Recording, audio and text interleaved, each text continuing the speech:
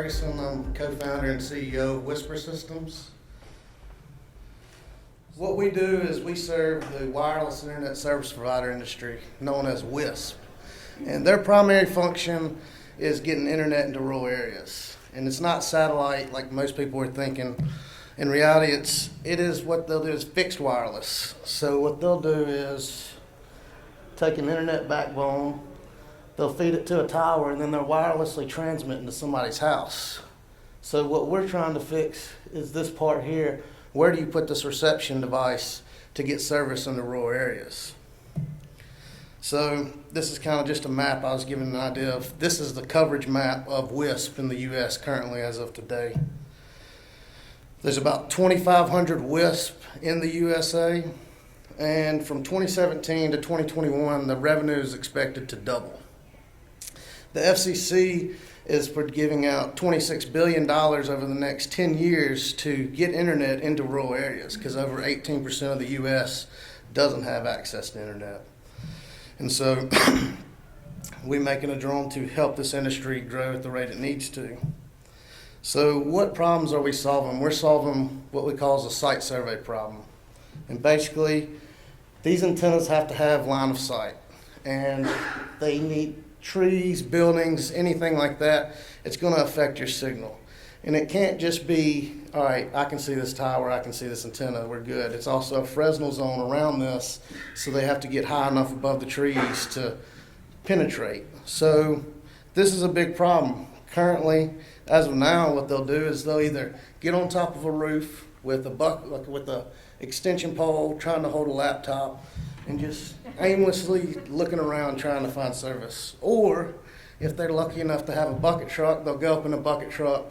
Same thing, nothing here, let's go to the next spot. Oh, nothing here. So if you can't get above 30 foot with your bucket truck, then you got to go rent a bigger bucket truck. So it just ends up costing a bunch of money. We, with the CC Wireless, we did a study on them. They're spending around $150,000 a year on just site surveying, and that's it. Because it's taking them 2 to 3 hours per place. It ends up adding up. So we developed a drone, which we call the Pogo, which now can autonomously do everything they want to do in less than 15 minutes. So it not only does it in less than 15 minutes, it used to be a 2-man job to run a site survey. Now it can be done with 1 person. The second thing is you can't get a bucket truck in every place. So this drone can get anywhere you want it to. It flies in the air, tell it to go over here, it runs a survey, comes back and lands. So, and instead of getting at the current status, we're getting around 60% coverage. So 60% of the people that go to get internet can get actual internet from these people. The reason they can't get 100% is due to site surveying issues. If it's too tall, they're just like, well, we're not going to spend $1,000 to get a bucket truck to see. You're just not getting service. Now with our drone, 100% of these people have access to it and know at least how high they need to be to get service. So the difference in cost, instead of costing around $150,000 a year, we dropped the price down to about really $2,400 a year as far as every year, but that first year they've got to buy that drone as well. So it's about $4,800 for the first year, $2,400 a year after that. So it's going from $750,000 over 5 years to $15,000 over 5 years. So big money savings for these companies. And we don't just have a prototype, we have a working product, we have products in the field, and here's just kind of a quick video of what it looks like.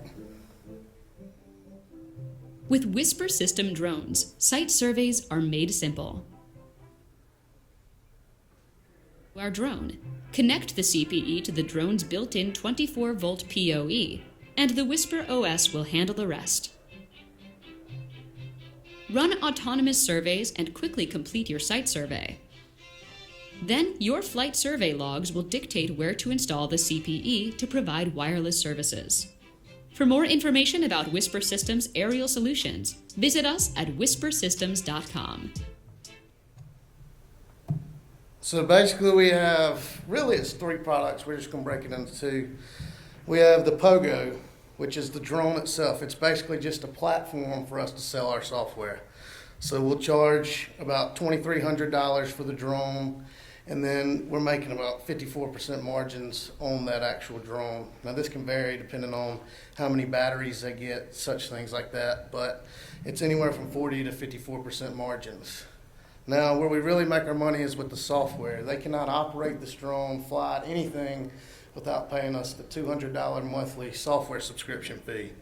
And that really covers us supporting the software, as well as they get new features added in, and we're probably making around 90% margins on the software as is. Now, all this data that's taken by this drone is really only usable on the drone, so we're like, we need to push this to a cloud so it can be usable in other softwares. Also give us ability to join up with other softwares to be able to charge more money for these upgrades. So we have this cloud now where we store all the data, all your pictures, we do tower mapping, and we're basically trying to make this a WISP management tool where every WISP has to use this from start to finish to complete their job. We want it to make everything in the WISP industry efficient. So we're charging for add-ons for different softwares added in, etc. There's a bunch of ways we can make money with this cloud product. So we've been in business for about 2 years now, and from the first year, what we kind of determined was, we started out with the $8,000 drone. They didn't want to buy an $8,000 drone. These companies are not necessarily not making money, but what they're doing, they are cheap. Like 2,500 customers, they don't want to spend a lot of money. So what they didn't mind, what they told me, that we don't mind paying the software fee. If you could just bring the drone price down, we'll be happy. So we did. We dropped the drone price down and we upped the software price, which actually works out better for us in the long run. And also, we found a lot of different things to build into the cloud. The customers told us that they want these different WISP management systems to be added into our software. Like, well, we're going to have to charge for this upgrade. They're fine with that. So it kind of gave us, that was kind of a new thing. We didn't realize in the beginning that this cloud would be such a gem for us, but now, after being in business a little while, we see that's what the customers want. They want all their data in one place, all this software in one place, and we're just going to try to give them what they want. So in turn, we found out we're more of a software as a service company rather than just selling the hardware. We do both. We're really more on the software because that's where our longevity will come in. So here's just kind of a quote from one of our customers. He's saying, we've been searching for a cost-effective way to determine height requirements for customer tower locations when we discovered WISPr system survey drones. Since we have been using the drone, we have been able to add customers that we wouldn't have added, we would have had to turn down in the past. Having the drone has also drastically cut down the time it takes to perform a site survey. Instead of being a two-man job, it now can be completed with one. And that was CEO of SolidNet, based in East Texas, Danny Weems. So we not only have the product, customers like the product, and they give us feedback saying the product does exactly what you say it's going to do. So it makes it a lot easier to sell for us. Now, we kind of have a slide on this FCC funding because it is a lot of money being given out to these companies. So last year, $1.5 billion was put out into this industry, and it got spread out around maybe 100 companies out of 2,500 WISP. We've sold to the one that got the most. One company got $220 million. They're already purchased our drone and talking about having every single tech use our drone. So it kind of gives us gets us good in with these FCC funding people. But also the fact that they can't get this unless they can have 95% coverage. At their current stage, they're only getting 60% coverage. So they've got to have our drone to even get close to 95% coverage. And next year, $20.4 billion is given through the Rural Opportunity Initiative, which is also going to be a 10-year fund. And we have the USDA funding, which is probably another $600 million that will be added in. It's not as much as FCC, but it's still a lot of money. And it's just for getting internet into rural areas. I mean, it's 18% of the U.S. still doesn't have access to internet. The FCC wants to solve this problem, so throw a bunch of money at it. Hopefully it fixes it. And we're going to we're actually trying to help them fix it. So current status is we don't get many support calls. If we do get any calls, it's more on, can you add this feature, add this feature. We really don't get support calls as of that. We've sold drones, and we've got drones into the 5th largest company in the U.S. is using our drones now. So it's kind of helpful for these smaller companies. They look up to these bigger companies on how they should do things. Well, now they're looking up, seeing these bigger companies use our drones, so it's really making it easier to sell to some of these smaller companies. I've been asked to speak at ISP conferences all across the country, basically speaking on what we're talking about here, using drones for site surveys. Indiana, we have Texas, even the biggest conference of the year, which is WISPr, we're asked to moderate at a class there. So we're becoming trusted in the industry as far as our knowledge base and as far as our product. People want to hear what we have to say now. As far as our marketing strategy, we have about a 1,400 person list that we send newsletters out to. We attend WISPr conferences, which is the WISP, their big organization conference, as well as any state ISP conference that invites us. And they're picky on who they let, so they've got to actually invite us to go there. But we're invited now, so we're good. And using the bigger companies' acceptance of the product to sell to the smaller companies. And lastly, we want to integrate these WISP management software into our software, so we have that one place where everything's at. They don't have to go here, here, here. They can come right here for everything they need as far as WISP management and site surveys. So this kind of just gives you an idea of where we're at. The way it works is every customer that's added, we haven't had anybody not pay our monthly software fee. So yes, we do take into perspective in this number that we'll have some drop off, but as you see, every customer you add, it just builds that reoccurring revenue, and it just keeps building and building and building. After year 3 of 2021, if we didn't sell any more drones, we would still be making money due to the reoccurring revenue. So it's just kind of a safe bet as far as how you're going to be profitable in the next year, given that we are a software as a service company. Here's kind of the revenue for this year, 2020, 2021, and as you can see, the cloud customers is really, your cloud customers, 22 currently, then jump up to 535, 1,700 by 2021. That's kind of all that is reoccurring revenue from all those customers. So it works out to be pretty good.